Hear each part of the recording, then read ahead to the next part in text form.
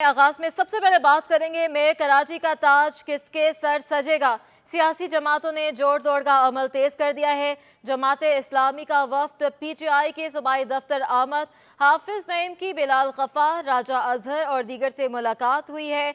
लाहे अमल के लिए 4 रुकनी मुश्तरका कमेटी तश्कील दे दी। कमेटी तमाम फॉर्म 11 का जायजा लेगी। हाफिज नईम रहमान का एक बार फिर इलेक्शन में धांधली का इल्जाम। PTI रहनुमा अली जैदी का कहना था कि फॉर्म 11 के तहत इलेक्शन के नताइज आने चाहिए, जो नताइज आगे पीछे हुए वो तस्लीम नहीं करेंगे। अब नाजरीन को आगाह करें, मुलाकात हुई है। सियासी जमातों ने जोड़ तोड़ का अमल तेज कर दिया है। जमात इस्लामी वफ्द की PTI के सूबाई दफ्तर आमद है और हाफिज नईम की बिलाल गफार, राजा अजहर और दीगर से मुलाकात हुई है। लाए अमल के लिए 4 रुकनी मुश्तरका कमेटी तश्कील दे दी गई है। मेयर कराची का ताज किसके सर सजेगा। सियासी जमातों ने जोड़ तोड़ का अमल तेज कर दिया है और कमेटी जो है बनाई गई है, तमाम फॉर्म 11 का जायजा लेगी ये कमेटी। और हाफिज नईम रहमान का एक बार फिर इलेक्शन में धांधली का इल्ज़ाम भी सामने आया है। PTI रहनुमा अली जैदी का कहना था कि फॉर्म 11 के तहत इलेक्शन के नताइज आने चाहिए, जो नताइज आगे पीछे हुए वो तस्लीम नहीं होंगे। हमारे नुमाइंदे मोहम्मद कामरान हमारे साथ मौजूद होंगे, वो भी हमें अपडेट करेंगे। अपने नाज़रीन को आगाह कर रहे हैं कि सियासी जमातों ने जोड़ तोड़ का अमल तेज़ कर दिया है। जमात इस्लामी का वफ़द PTI के सूबाई दफ्तर में आमद हुई है, मुलाकात हुई है। अहम अमूर पर जो है तबादला ख्याल भी किया गया है।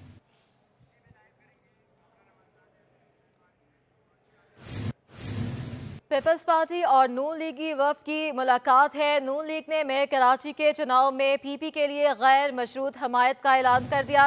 सदर नून लीग सिंध शाह मोहम्मद शाह का कहना था कि ज़िमनी इलेक्शन भी साथ मिलकर लड़ेंगे। मज़ीद जानते हैं हमारे नुमाइंदे मोहम्मद कामरान से। कामरान, आगाह कीजिएगा, अहम मुलाकातें हुई हैं। जी बिल्कुल, पाकिस्तान पीपल्स पार्टी का वफ्द सूबाई वज़ीर सईद गनी, सेनेटर वकार मेहदी, सैयद नजमी आलम की उनके साथ मुस्लिम लीग नून सिंध के सदर शाह मोहम्मद शाह के जो घर है उसमें यहाँ पे पहुँचे और यहाँ पे काफ़ी जो मेयर कराची है और कराची के बल्दियाती इलेक्शन से उस हवाले से दोनों जो सियासी जमातें हैं उनके रहनुमाओं के दरमियान तबादला ख्याल हुआ है और उसमें पाकिस्तान पीपल्स पार्टी और पाकिस्तान मुस्लिम लीग नून दोनों ने अपनी जो मुलाकात थी उसके बाद बाकायदा यहाँ पे मीडिया से गुफ्तगू की और मुलाकात का जो अहवाल था उससे आगाह किया। शाह मोहम्मद शाह पाकिस्तान मुस्लिम लीग नून के जो सदर हैं उनका यही कहना था कि जिस तरह वफाक में पाकिस्तान पीपल्स पार्टी के साथ वो इत्तेहादी हैं, इसी तरह वो कराची में भी जो बल्दियाती इलेक्शन थे उसमें पाकिस्तान पीपल्स पार्टी के साथ वो अलायंस में थे। इसी वजह से उनको काफ़ी जो सीटें हैं वो मिली हैं। 8 पाकिस्तान मुस्लिम लीग नून की जो बल्दियाती इलेक्शन में जो सीटें हैं उसका इस हवाले से उन्होंने बताया और उन्होंने ये वाज़ेह तौर पे कहा है कि पाकिस्तान पीपल्स पार्टी जिसको भी मेयर कराची नामजद करेगी, मुस्लिम लीग नून जो है वो उसको हिमायत करेगी। और उनका ये भी कहना था कि पाकिस्तान मुस्लिम लीग नून जो है वो कराची की तरक्की, कराची के अमन और कराची की बेहतरी की खातिर वो पाकिस्तान पीपल्स पार्टी का साथ देगी और मेयर मुंतखब कराने में वो कामयाब होंगे। उनके साथ जो पाकिस्तान पीपल्स पार्टी के जो सदर हैं, कराची डिवीज़न के सदर हैं, सूबाई वज़ीर हैं सईद गनी ने अपने गुफ्तगू में कहा कि उन्होंने शुक्रिया भी अदा किया पाकिस्तान मुस्लिम लीग नून का और उसके साथ ही साथ उन्होंने बल्दियाती इलेक्शंस के हवाले से जो पाकिस्तान पीपल्स पार्टी की पोजीशन है उस हवाले से उन्होंने वाज़ेह तौर पे आगाह किया और उन्होंने बताया कि पाकिस्तान पीपल्स पार्टी के पास जो इस वक्त नशिस्तें हैं वो तकरीबन 96 हैं। ये बात का इसका उन्होंने मीडिया से गुफ्तगू करते हुए इस चीज़ का उन्होंने दावा किया।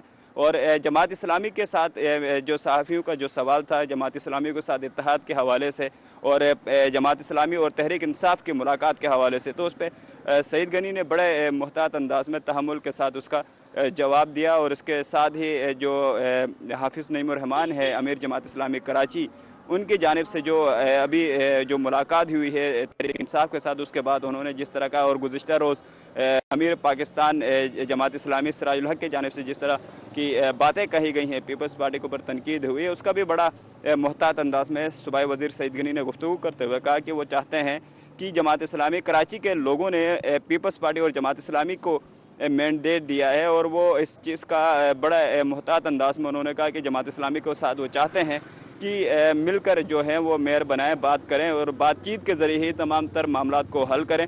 जो जिस तरह जमात इस्लामी का जो एक दावा या एक मुतालबा जो सामने आ रहा है कि वो उनका जो मैंडेट है उसको तस्लीम किया जाए, उनकी अक्सरियत को तस्लीम किया जाए, या उनके जो तहफ़्फ़ुज़ात थे उस हवाले से उनको दूर किया जाए, तो उस पर पाकिस्तान पीपल्स पार्टी का पहले रोज़ से यही एक मौक़िफ़ नज़र आता है। और जमात इस्लामी के साथ वो बातचीत के ज़रिए ही बैठ कर ही तमाम मसाइल को हल करने पे पाकिस्तान पीपल्स पार्टी इस चीज़ पे नज़र आती है। और आज भी उनका मौक़िफ़ यही है। उन्होंने इस बात पे भी कहा कि अगर फिर भी जमात इस्लामी समझती है कि वो ये पहले से जहन बना के रखे हुए कि वो मेयर कराची हैं, और अगर उनको सीटों से उनकी तो अक्सरियत नहीं है, पीपल्स पार्टी की अक्सरियत है, माइंड बना के बैठे और इस चीज़ से पीछे नहीं हटना चाहते हैं, तो उन्होंने ये भी कहा है कि हाफिज़ नईम रहमान जो हैं वो अपने नाम के साथ मेयर कराची लगाएं, और उसके बाद सीटों के हवाले से, सीटों के मामलात पे जो तादाद है, जो नशिस्तों के हवाले से, उस हवाले से उन्होंने कहा फिर बैठकर बात की जाए। पाकिस्तान मुस्लिम लीग नून और पाकिस्तान पीपल्स पार्टी के जो सियासी जमातों के जो रहनुमा हैं उनके दरमियान जो है वो मुलाकात ख़त्म हुई है, मीडिया से गुफ्तगू हुई है, और बाज़ाब्ता तौर पर इस बात का ऐलान किया गया है कि मेयर कराची जो है वो पाकिस्तान पीपल्स पार्टी का होगा, और मेयर कराची बनाने के लिए वो तमाम तर कोशिशें करेंगे। और बाकी सियासी जमातों का भी उन्होंने कहा कि हक़ है कि वो अपने लिए अपनी ये ख्वाहिश रखें और अपना मेयर बनाने के लिए ज़रूर कोशिश की जा सकती है। जी अच्छा मोहम्मद कामरान, ये भी बताएगा कि कौन कौन से एजेंडे ज़ेरे गौर रहे हैं जिनको मिलकर लेकर चलने का इत्तेहाद जो है वो किया गया है, ज़रा क्या कहते हैं इस बारे में? इस हवाले से पाकिस्तान मुस्लिम लीग नून के सदर शाह मोहम्मद शाह ने वाज़ेह तौर पे कहा कि जिस तरह वफाक में मुस्लिम लीग नून और पीपल्स पार्टी इत्तेहादी हैं, इसी तरह कराची के बल्दियाती इलेक्शन और के बाद भी जो मेयर कराची है उस हवाले से भी वो साथ देंगे। और उसके साथ ही साथ जो अभी जो ज़मीनी इंतखाबात आने वाले हैं, चाहे वो कौमी असम्बली के हों चाहे वो सूबाई असम्बली के हों, उसमें भी उन्होंने वाज़ेह तौर पे ऐलान किया है कि वो पाकिस्तान पीपल्स पार्टी के साथ इत्तेहाद जो है उनका उसको बरकरार रखते हुए वो साथ देंगे, मिलकर चलेंगे। इस चीज़ का अज़म का, इरादे का पाकिस्तान मुस्लिम लीग नून के जो सदर हैं शाह मोहम्मद शाह की जानिब से इस चीज़ का इजहार किया गया है। शाह मोहम्मद शाह के साथ पाकिस्तान मुस्लिम लीग नून के जो दिगर रहनुमा है, खैल दास कोहिस्तानी और खालिद शेख और दिगर जो पाकिस्तान मुस्लिम लीग नून के जो कराची से सूबाई और डिवीज़नल और ज़िली सतह के जो अहदेदारान हैं वो उनके हमरा मौजूद थे। शाह मोहम्मद शाह का ये भी कहना था कि बहुत जल्द जो है वो नवाज़ शरीफ जो है वो पाकिस्तान में होंगे। मरीम नवाज़ जो है कराची में उनके जो ज़मीनी इंतखाबात होने वाले हैं उस हवाले से कैंपेन का उन्होंने कहा कि वो हिस्सा बनेंगे। और एक बड़े खुले दिल के साथ एलानिया तौर पे मुस्लिम लीग नून के सदर ने इस चीज़ का ऐलान किया है कि हर हवाले से वो पाकिस्तान पीपल्स पार्टी के साथ इत्तेहादी हैं और उनके साथ मिलकर चलेंगे। जी ठीक है, हमारे साथ ही मौजूद रहेगा, अपने नाज़रीन को आगाह करते चले। अहम मुलाकात हुई है जिसपे अहम जो है एजेंडे ज़ेरे गौर रहे हैं। पीपल्स पार्टी और नून लीगी वफ़द की ये मुलाकात है। नून लीग ने मेयर कराची के चुनाव में पीपी के लिए गैर मशरूत हिमायत का ऐलान भी कर दिया है। सदर नून लीग सिंध शाह मोहम्मद शाह का कहना था कि ज़िमनी इलेक्शन भी साथ मिलकर लड़ेंगे। हमारे नुमाइंदे मोहम्मद कामरान हमें तफसीलन अपडेट कर रहे थे, आपका बहुत शुक्रिया।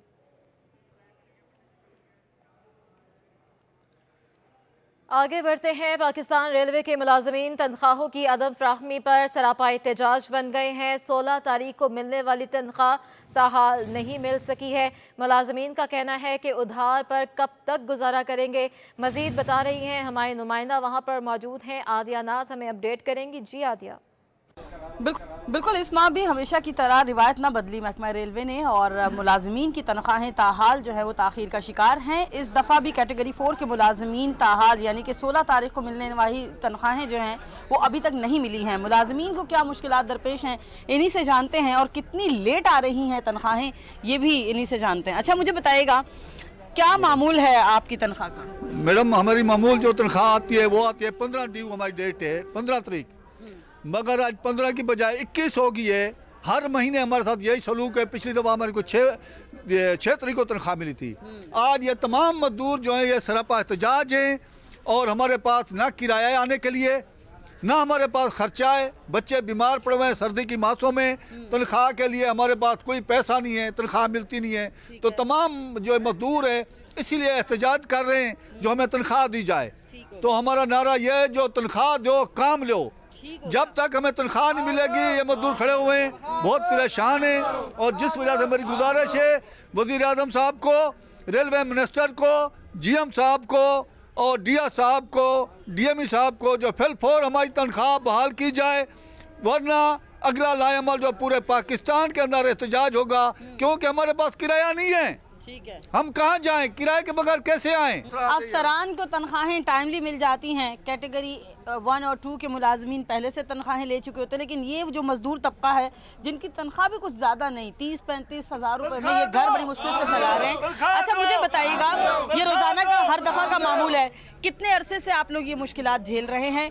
और देखिए तकरीबन इस मामले को 8 से 9 माह हो चले हैं और मुस्तकिल बुनियादों पर मतलब जो है कि वो यही एक मामला सामने आ रहा है कि तनख्वाहें जो हैं बिलखुसूस दर्जा चहारुम के जो मुलाजमीन हैं पाकिस्तान रेलवे के कि जिनकी तनख्वाहें सबसे ज़्यादा कम है। और ये बदकिस्मती है। मैं यहाँ आपको एक बात बताता चलूँ कि पूरी दुनिया के अगर आप रेलवे महकमों को देख लें तो उसमें टेक्निकल स्टाफ जो है उन्हें वाज़ेह तौर पर तरजीही बुनियादों पर ट्रीट किया जाता है, लेकिन बदकिस्मती है कि पाकिस्तान के अंदर पाकिस्तान रेलवे में जो टेक्निकल स्टाफ है वो पूरी दुनिया से अलग थलग एक निज़ाम के तहत उन्हें एक इंतहाई पसमानदा ज़िंदगी गुजारने पर मजबूर किया गया और इंतहाई कम तनख्वाहें दी जाती है। लेकिन अफसोस की बात यह है कि वो तनख्वाहें भी अब 20-20, 25-25 और 30-30 दिन की ताख़ीर से दी जा रही हैं। बिल्कुल तनख्वाह जो है वो यकमुश्त अदा की जाए। ये वो मुलाजमीन हैं जिनके घरों के चूल्हे इसी तनख्वाह से चलते हैं और अगर तनख्वाह टाइमली नहीं मिलेगी तो चूल्हे कैसे चलेंगे? बच्चे स्कूलों में जाते हैं, किचन का अलग खर्चा है, घर किराए के हैं, ये तमाम मुश्किलात हैं इन लोगों के लिए। और फिर मज़े की बात ये देखिए कि ये वो लोग हैं जो कि ट्रेन के ऑपरेशन को रवा रखे हुए हैं। इनके पास ट्रेन पहले आती है जिसको ये क्लियरेंस करते हैं, उसको पहले वॉश करते हैं, उसकी मेंटेनेंस करते हैं, उसके बाद उसको यहाँ से रवाना करते हैं। तो ये लम्हा फ़िक्रिया है हमारे लिए भी कि जैसे कि बताया गया कि दीगर ममालिक का सेटअप चेक करिए रेलवे का और हमारे यहाँ देखिए कि हम अब भी दौर में जी रहे हैं। जी कुछ बात करेंगे महंगाई पर। तो महंगाई से परेशान शहरियों से डबल रोटी भी दूर हो गई है। कंपनी और बेकरी की ब्रेड की कीमतों में इजाफा हो गया है। हमारी नुमाइंदा हिरा जबी इस पर हमें अपडेट करेंगी। आटे की कीमतों में इजाफे के बाद शहरी तो परेशान हैं ही साथ आटे की कीमतों में इजाफे के साथ जो है बेकरी आइटम्स की कीमतों में भी इजाफा हो गया है। मैं इस वक्त मौजूद हूँ करंगी क्रॉसिंग की एक बेकरी में। इनसे बात करते हैं। इससे बताइएगा कि किन किन अशिया में इजाफा हुआ है। जैसे कि बात की जाए अगर ब्रेड की, पापों की, तो ब्रेड की कीमतों में कितना इजाफा हुआ है? पिछले 1 साल पहले ब्रेड की कीमत थी 50%, तो 50% इजाफा हो गया। पहले थी जो 35 वाली वो अब हो गई 70 की, जो 55 वाली थी वो 110 की हो गई है, 110 रुपये की। तो 50% इजाफा हो गया कीमतों में। इससे ज़्यादा कस्टमर से ज़्यादा हम परेशान हैं इस चीज़ से। क्या नाम है, कस्टमर आके हमें बोलते हैं, क्या नाम है, हम पे ब्लेम करते हैं कि आप इजाफा कर रहे हैं पीछे कंपनी। उनको ये नहीं पता क्या नाम है कंपनी से इजाफा हो रहा है मैदे पे, आटे पे। इसकी वजह से हमने भी बढ़ानी पड़ी, अपने मैदे पे इजाफा हुआ तो हमारे क्या नाम है बेकरी आइटम पे भी इजाफा फिर हमें करना पड़ा इस वजह से। अच्छा मुझे ये बताइएगा कि आपके पास जो कंपनी की ब्रेड है उसमें 50% जो है इजाफा हो गया। इसके अलावा आप यहाँ की माशाल्लाह बेकरी है, यहाँ पे भी आप अपनी बेकरी आइटम्स, बेकरी ब्रेड्स और ये बनाते, तो उनकी कीमतों में कितना इजाफा हुआ है? उनकी कीमत में हमने भी तकरीबन 30% इजाफा किया है। पहले जो हमारे पास थी 60 रुपये 50 रुपये की, हमने 60 की कर दी। जो 60 क्या नाम है 70 रुपये की थी वो हमने 80 रुपये की कर दी। 10-10 रुपये हमने इजाफा किया। उसके अलावा अभी दोबारा बढ़ाने के इस वजह से चक्कर में, क्योंकि मैदे में फिर रेट बढ़ गया है। हमारे साथ ये एक दुकानदार मौजूद है जिनका कहना ये है कि जी बिलाशुबा जो है कंपनी की जो ब्रेड्स हैं उनके ऊपर 50% जो है इजाफा हुआ है। इसके अलावा अगर बात की जाए बेकरी की जो ब्रेड होती है उसमें जो है 30% इतने में आया है। जी अवाम को सस्ता आटा ना मिल सका। हुकूमत और फ्लोर मिल्स के दरमियान नया मुआहदा तय पा गया। आटे की नई कीमत 170 रुपये किलो मुकर्रर हो गई है। मजीद बताएंगे काविश मेमन। जी हुकूमत के सस्ता आटा फराम करने के दावे धरे के धरे रह गए। हुकूमत का जो फ्लोर मिल्स के साथ एक एग्रीमेंट हुआ था जिसके तहत 95 रुपये में आवाम को आटा मिलना था, वो अब नहीं मिल पा रहा। किसी हद तक तो कीमतें कम हुई है लेकिन जो एक एग्रीमेंट हुआ था उसके तहत जो सस्ता आटा आवाम को मिलना था वो नहीं मिल पा रहा। मेरे साथ मौजूद हैं चेयरमैन रिटेलर फरीद कुरैशी साहब। सर बताएं अब कौन सा नया मुआहदा कर लिया हुकूमत ने जिसके तहत अब आटा 117 रुपये में फराम किया जा रहा है? बिस्मिल्लाहिर्रहमानिर्रहीम। अब आटा की कीमत जो किलो के हिसाब से 117 रुपये रिटेलर बेचेगा, उसके बाद 115 रुपये का रिटेल जो है वो होलसेलर सप्लाई देंगे और 113 रुपये में एक्स बिल रेट के हिसाब से बिकेगा। जब 113 रुपये मिलकर 117 रुपये पे दुकानदार बेचेगा 1 किलो के हिसाब से, तो लाजमी बात है कि वो उसको वही मुनाफा होता है, उसमें वो नहीं होता कि वो कोई और ज़्यादा मुनाफा ले। तो इसलिए कि अब पोजीशन महंगाई इतनी हो गई है कि जिसको कंट्रोल करना बहुत मुश्किल हो गया है और जबकि 180 रुपये में आटा था चक्की का और दूसरे आटे 160 और 150 रुपये बिक रहे थे, तो उससे लाजमी बात है कि इतना तो कभी आ गई है कि जिसकी वजह से और जो मार्च तक और कभी आ जाएगी, इसलिए कि नई फसल आएगी और उसके बाद आवाम को सहूलत और मिल जाएगी। बिल्कुल, इस सिलसिले में चेयरमैन रिटेलर फरीद कुरैशी का ये कहना था कि हुकूमत का एक बार फिर जो है वो मिल्स मालकान के साथ जो है वो एक नया जो है वो एग्रीमेंट हुआ है, जिसके तहत जो है वो अब 117 रुपये में आटा फराम किया जाएगा, चाहे वो चक्की मालकान हो या जो रिटेल की सतह पर है वो अब 117 रुपये में आवाम को आटा फराम किया जाएगा। लेकिन जो 95 रुपये में हुकूमत का एग्रीमेंट हुआ था उस पर जो है वो अब तक नहीं हो सका। जी। कराची एयरपोर्ट पर ट्रांसजेंडर मुसाफिरों को सफ़र से रोक दिया गया। निजी एयरलाइन ने 2 ट्रांसजेंडर्स को जारी बोर्डिंग पास वापस ले लिए। ट्रांसजेंडर शहजादी रॉय के मुताबिक 15 मिनट पहले पास लेकर सफ़र से मना किया गया। कराची एयरपोर्ट पर अपनी साथी ट्रांसजेंडर के हमरा कॉन्फ्रेंस के लिए नेपाल जाने वाली शहजादी रॉय को निजी एयरलाइन ने सफ़र से रोक दिया। दोनों मुसाफिरों ने अपने टिकट एक हफ्ता कबल बतौर कॉन्ट्रैक्ट फ़्लाइट बुक कराए थे। शहजादी रॉय का कहना है कि एक्स कार्ड पर सफ़र करने से मना कर दिया गया है। एयरपोर्ट से बाहर आने के बाद हमें एयरलाइन से राबते की इजाज़त नहीं दी गई। फ़्लाइट के पैसे भी वापस नहीं किए गए। आज शाम कॉन्फ्रेंस के लिए दूसरी फ़्लाइट से नेपाल जा रहे हैं। मारूफ अदाकार फ़िरोज़ खान और साबका अहलिया अलीज़े सुल्तान के बच्चों की हवालगी से मुतल्लिक़ केस कराची की फैमिली कोर्ट में ज़ेर समाअत है। अपडेट करेंगे शहरियार सदीकी। जी बिल्कुल, देखिए इस वक्त मैं मौजूद हूँ सिटी कोर्ट कराची में। मारूफ पाकिस्तानी अदाकार फ़िरोज़ खान और उनकी साबका एहलिया अलीज़े सुल्तान के दरमियान अलहदगी के बाद बच्चों की हवालगी और बच्चों के मुलाकात के हवाले से कराची की फैमिली कोर्ट में एक लंबे अरसे से फ़िरोज़ खान का केस ज़ेर समाअत है। आज अदालती हुक्म पर फ़िरोज़ खान बच्चों से मुलाकात के लिए फैमिली कोर्ट में पेश हुए, जिसके बाद अदालती हुक्म के बाद बच्चों से फ़िरोज़ खान की मुलाकात करवाई गई। फ़िरोज़ खान के बेटे सुल्तान खान ने अपने वालिद फ़िरोज़ खान को देखने के बाद काफ़ी ज़्यादा खुशी का इज़हार किया। फ़िरोज़ खान ने अपनी बेटी फ़ातिमा को जो है वो गोद में उठाकर शहरियों के लिए पोस्ट भी बनवाया। फ़िरोज़ खान से जो है वो शोबिज़ सितारों से मुताल्लिक सवाल किया गया और शोबिज़ सितारों ने जो फ़िरोज़ खान पर डोमेस्टिक वायलेंस के इल्ज़ामात आयद किए हैं और फ़िरोज़ खान की जानिब से जो साथी अदाकारों को नोटिस जारी किए गए हैं, उस सब के मुताल्लिक सहाफ़ी के सवाल पर जो है वो फ़िरोज़ खान ने कोई जवाब नहीं दिया और खामोशी से जो है वो अदालत से रवाना हो गए। ताहम जो है वो फ़िरोज़ खान की साबका एहलिया अलीज़े सुल्तान से भी जो है वो सवालात किए गए कि ये अफवाहें गर्दिश कर रही हैं कि आप भी जो है वो सोशल मीडिया, आप भी जो है वो शोबिज़ इंडस्ट्री का हिस्सा बनने जा रही हैं, जिस पर जो है मुस्कुराते हुए इन तमाम अफवाहों की जो है वो अलीज़े सुल्तान ने तरदीद कर दी और वो भी अदालत से रवाना हो गई। फ़िरोज़ खान जो है वो महीने में 2 मरतबा अपने बच्चों से मुलाकात के लिए कराची की फैमिली कोर्ट में पेश होते हैं। जी।